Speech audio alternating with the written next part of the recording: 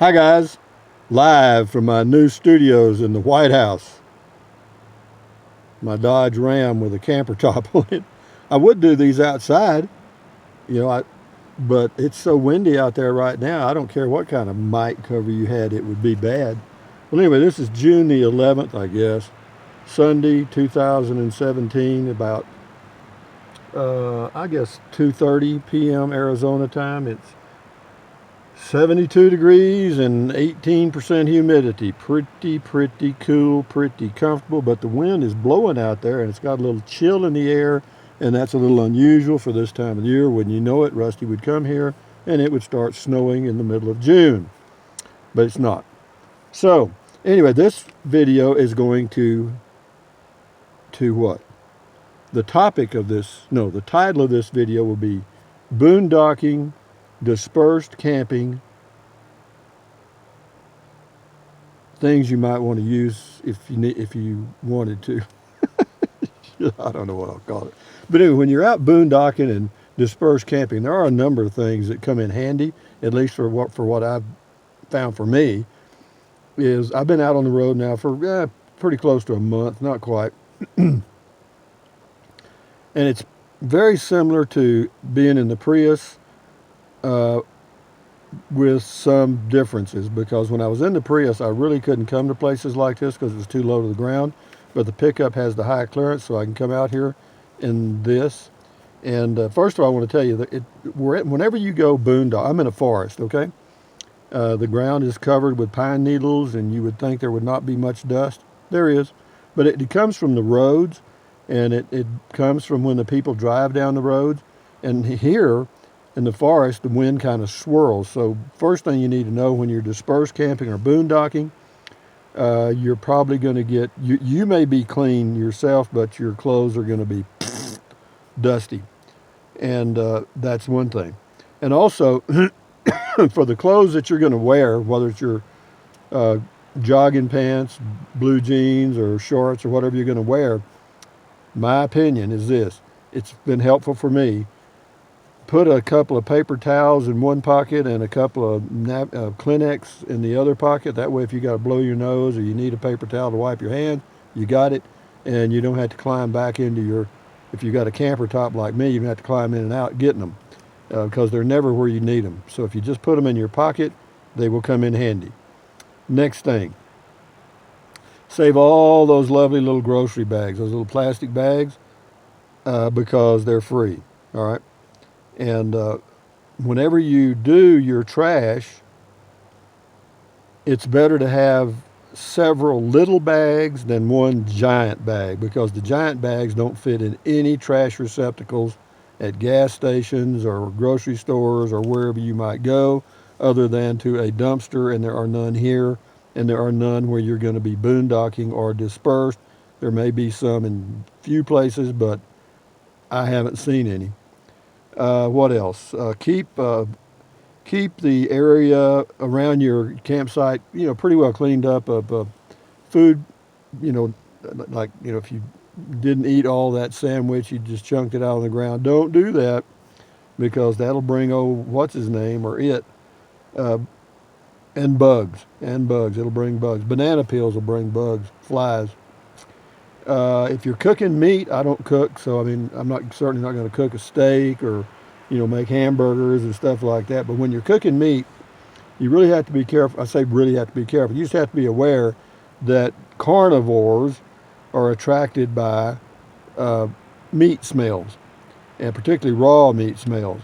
So you're going to have to keep that pretty well closed up and inside the vehicle or up in a tree about 50 feet or 50 yards from your campsite, because if you're in bear country, they're going to come looking for it.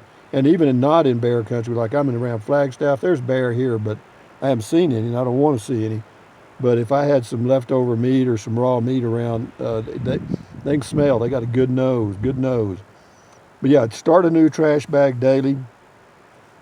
I mentioned that it's easier to dispose of the small ones. Campfires, again, I don't know about campfires here. I haven't seen any signs. I also haven't seen any campfires. So the best thing to do, unfortunately, you can't do it on a weekend. You might be able to do it on the internet somehow, I don't know. But you need to find out if campfires are permissible. But if you do start a campfire, do not start it on a windy day. Forget that. I was at a campsite near Taos, New Mexico, and I was not dispersed camping, but it was, you kind of, they had campsites designated, and I picked one. And sure enough, this couple came in. They were in their early 20s, I guess. The wind was blowing like crazy. I mean, it was probably blowing 30-mile-an-hour gusts. This guy starts a campfire. Gone, huh? Also, another thing, if since you're going to be boondocking, you're going to be at one location for a few days, maybe anywhere from 4 to 8, depending on how long you can stay out before you go in and get more stuff, food and stuff and water. Well, you better make you a menu, okay? And the reason I say that, because you better know what you're going to have every meal so that you have exactly what you need. Because if you don't plan it out, your last meal may be ketchup and lettuce, okay? Because that's all you had left. You know what I mean? So you just have to think them through. Otherwise, you're going to end up with a mismatch of all kind of crap, and you won't even have a real meal.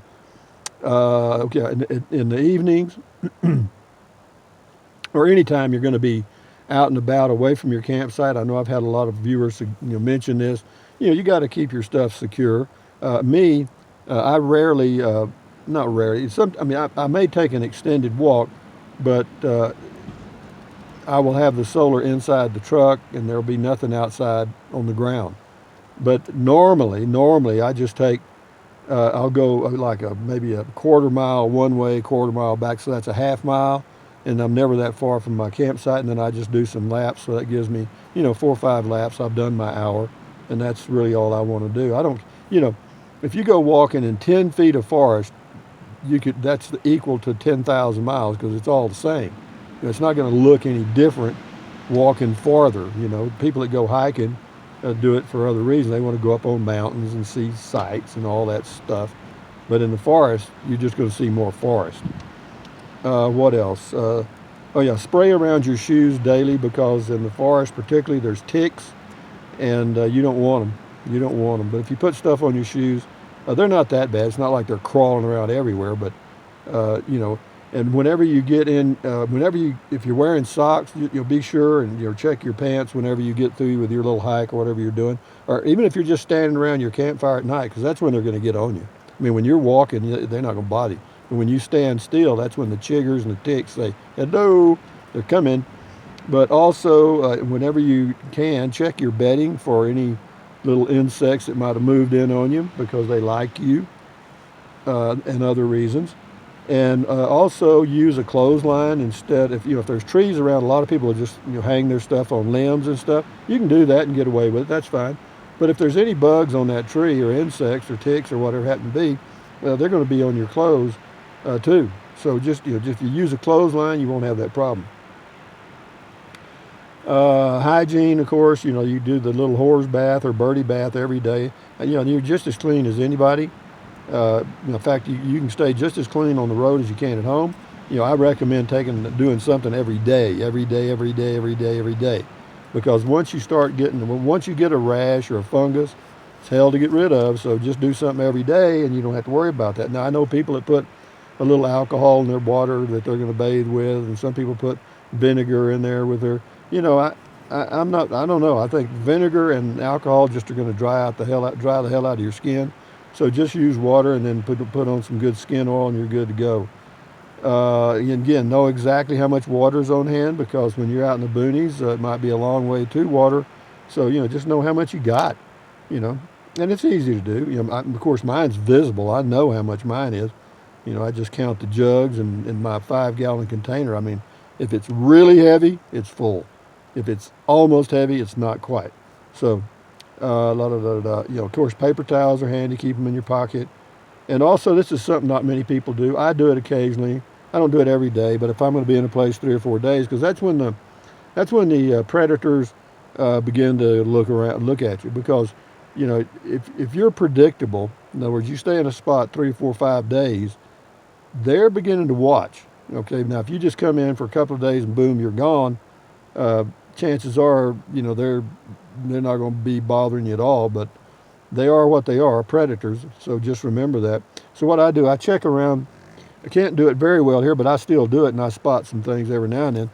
because the pine nettles here, even though there's some few clear spots with just some bare dirt, and I'll go around and look for tracks. And the reason I do that, I just want to see who's visiting me at night, what kind of animal it is or human. If I see a number 16 shoe out there, there's a good chance that I'm leaving the next day. Okay? That's particularly if I see 3 footprints. Like, never mind. Three foot. Never mind. But anyway, check for tracks and all that stuff. But yeah, because you'll see what's around. Usually it's going to be rabbits, probably some deer, maybe a coon if there's coons in the area. Those are the ones that come roaming around at night. And a coyote, I doubt it. Wolves, I doubt it. They're not interested in you. Bear, if they smell meat, they might come check it out because they'll try to open an ice chest. I know that. Because you'll hear them banging it around. I've heard that, but I didn't see them. But other than that, guys, that's about it. I'm going to be traveling tomorrow. I'm going to go to Kingman, Arizona, which is it's a short, I say short, it's about 3 hours, 2.5, 3 hours, whatever it is. I'm going to go there and spend the night in a hotel. I'm going to stay at a Motel 6, I think, up there with the big boys, you know what I mean? I want to show off a little bit, so I got me a Motel 6. Well, for me, that's a hell of a move up. I mean, that's like the Hyatt Regency for me, or the Marriott or whatever. So I'm going to be there Monday night. And the reason I did that, I was originally just going to drive straight on to Barstow, California, which is about a 6 or 7 hour drive, 6-hour drive, I guess, for me. And that's, I can do that. But I decided to divide it in 2 pieces because tomorrow is going to be unusually cool here in Flagstaff and up in these elevations, 7,000 feet and above where I am. The low Tuesday morning is supposed to be 30. I mentioned that in another video. And that's a little chilly for old Dad. I don't need that. I do not need that. I do not want that. So old Dad's going to move on. And a lot of people suggested, getting an electric blanket and all that stuff. I could build a campfire in the truck. You want to hear a funny story? I'll tell it to you. The other night I made popcorn in my little pan. I'll show you. This pan right here. Okay. See, everything's really accessible here. It's not like I had to walk in the kitchen and get this. Okay. It's right there. Okay, so anyway, I made popcorn in this, okay? So I made the popcorn and lifted it off, and I set it on a pot holder for a second, and I thought, well, hell, it's cooled off, because I needed the pot holder because I was fixing to heat my pizza. I had 2 slices of pizza. God, I finally ate all that crap. But anyway, I set this little pot on my carpeted floor.